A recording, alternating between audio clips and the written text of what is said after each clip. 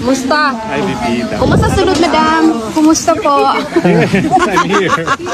Ano naman ako? Crowd Relations Officer.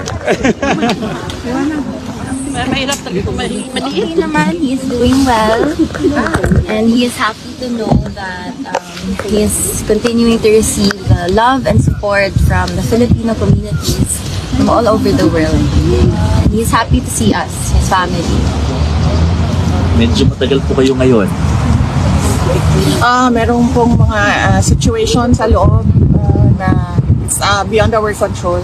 Doon lang siya sa loob ng mga ano. But we're happy that they gave us extra time to make up for the time we lost for some things that happened inside, yes. Maybe this is the first time na kompleto kayo, si Miss Hanelet, si Kitty, kayo po. How has this uplifted the spirit of your father?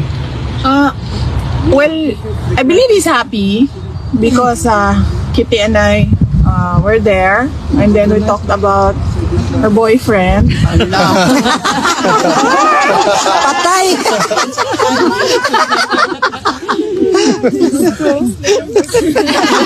Nag-blush! Thank you.